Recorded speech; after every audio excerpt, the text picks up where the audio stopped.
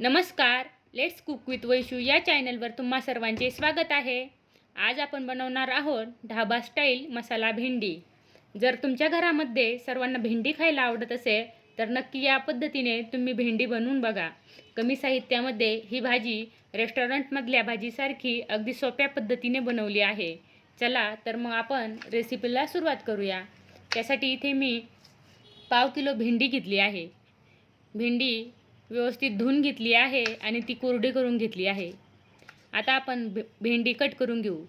त्यासाठी भेंडी मधून कट करायची आहे आणि त्याचे असे काप करून घ्यायचे आहेत. हे बघा, इथे आपण सर्व भेंडी कट करून घेतलेली आहे. आता कढाईमध्ये तेल टाकायचे आहे.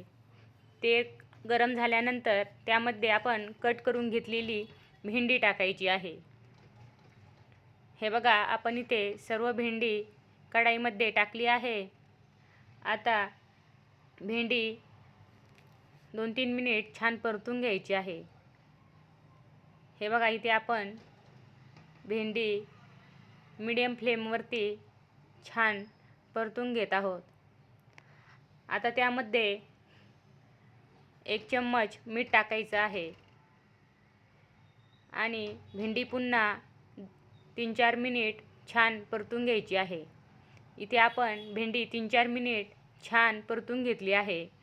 ती आता आपण डिशमध्ये काढून घेऊ. नंतर त्याच कढाईमध्ये तेल टाकायचे आहे. तेल गरम झाल्यानंतर त्यामध्ये जिरे टाकायचे आहेत. नंतर त्यामध्ये आपण बारीक कट करून घेतलेला कांदा टाकायचा आहे आणि बारीक कट केलेली हिरवी मिरची टाकायची आहे. कांदा आणि हिरवी मिरची व्यवस्थित परतून घ्यायची आहे. कांदा परतल्यानंतर त्यामध्ये बेसन पीठ टाकायचं आहे आणि बेसन पीठ 1 मिनिटभर छान परतून घ्यायचं आहे. हे बघा, आपण इथे बेसन पीठ छान परतून घेतलं आहे. आता त्यामध्ये लाल तिखट, गरम मसाला, किचन किंग मसाला आणि हळद टाकायची आहे आणि व्यवस्थित मिक्स करून घ्यायचे आहे. इथे मी अर्धी वाटी दही घेतली आहे. दही टाकायचे आहे आणि 1 मिनिटभर छान परतून घ्यायची आहे.